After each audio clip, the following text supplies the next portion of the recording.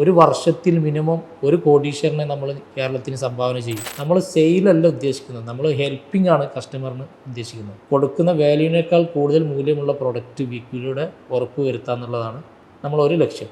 ഇതിൽ ഫ്രാഞ്ചൈസി എടുക്കുന്ന ആളുകൾക്കുള്ള ബെനിഫിറ്റ്, ഒരു ചെറിയൊരു സ്ഥാപനം ഒറ്റയ്ക്ക് നടത്തുന്ന ഒരാളെ സംബന്ധിച്ചിടത്തോളം പ്രൈസ് ഒരു പ്രശ്നമാണ്. വലിയൊരു കടക്കാരന് ഒരു ടൗണിൽ വലിയൊരു കട ഉണ്ടെങ്കിൽ അവരെ മുന്നിൽ പല പ്രൊഡക്റ്റും കോമ്പറ്റീറ്റ് ചെയ്യാൻ പറ്റില്ല. അപ്പോൾ ആ ഒരു പ്രശ്നം വീക്യൂവിൻ്റെ ഭാഗമാകുമ്പോൾ അവർക്ക് ഉണ്ടാവില്ല. ഡെഡ് സ്റ്റോക്കുകളുടെ പ്രശ്നം വരില്ല.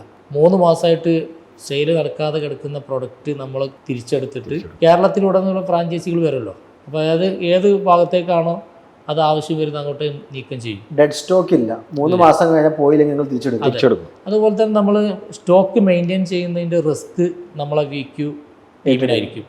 ഇപ്പോൾ ഒരു ഫ്രാഞ്ചൈസി എടുത്ത ഒരാൾ അവിടെ ഒരു 30,000 ഒരു 50,000 രൂപേൻ്റെ സെയിൽ ഇന്ന് നടന്നു. അപ്പോൾ ഒറ്റയ്ക്ക് നടത്തുന്ന ഒരാളാണെങ്കിൽ ആ എന്ത് സ്റ്റോക്കാണോ ഷോർട്ടുള്ളത് ആ ഷോട്ട് നോക്കിയിട്ട് ഓർഡർ കൊടുക്കണം. ആ ഓർഡർ വരുത്തുന്നത് വരെ സമയം വരും. ഇതൊന്നുമില്ല. നമ്മളെ കോർപ്പറേറ്റ് ഓഫീസിൽ ഇരുന്നിട്ട് നമ്മളെ സോഫ്റ്റ്വെയറിൽ ഫ്രാഞ്ചൈസിയിൽ ഇന്ന് നടന്ന ബിസിനസ് എന്താണോ അത് ക്ലോസിംഗ് സമയത്ത് നമ്മളെ ടീം എന്ത് ചെയ്യും, ഓർഡർ സെക്ഷനിലേക്ക് കൈമാറും. അതുപോലെ തന്നെ ഒരു 200 ഓൺട്രപ്രണർമാരെ ഉണ്ടാക്കിയെടുക്കുക എന്നുള്ളതാണ് വീക്കിൻ്റെ മറ്റൊരു വിഷയം കൂടി വരുന്നത്. അങ്ങനെ നല്ല നാടിനിപ്പോൾ ഞങ്ങൾ 200 ഫ്രാഞ്ചൈസി വന്നാൽ തന്നെ അടുത്തൊരു പ്രോഗ്രാം എന്ന് പറഞ്ഞാൽ ഒരു വർഷത്തിൽ മിനിമം ഒരു കോടീശ്വരനെ നമ്മൾ കേരളത്തിന് സംഭാവന ചെയ്യും. അത് ഞങ്ങൾ പ്ലാൻ ചെയ്ത് വെച്ചിട്ടുള്ളത് 200 ഫ്രാഞ്ചൈസി വന്നു കഴിഞ്ഞാൽ അതിൻ്റെ ടേൺ ഓവറിൻ്റെ 1% ഞങ്ങൾ സമ്മാനത്തിന് വേണ്ടി മാറ്റിവെക്കും. സമ്മാന പെരുമാറ്റക്കാരൻ എന്നുള്ള രീതിയിലേക്ക് മാറ്റിവെക്കുമ്പോൾ ഞങ്ങളതിൽ ഒന്നാമത്തെ പ്രൈസ്, ഒന്നാം സമ്മാനമായിട്ട് കാണുന്നത് 1 കിലോ ഗോൾഡ് ആയിരിക്കും. അപ്പോൾ ആ 1 കിലോ ഗോൾഡ് എന്തായാലും ഒരു വ്യക്തിക്ക് കിട്ടും. അതിലൂടെ നമ്മൾ കേരളത്തിന്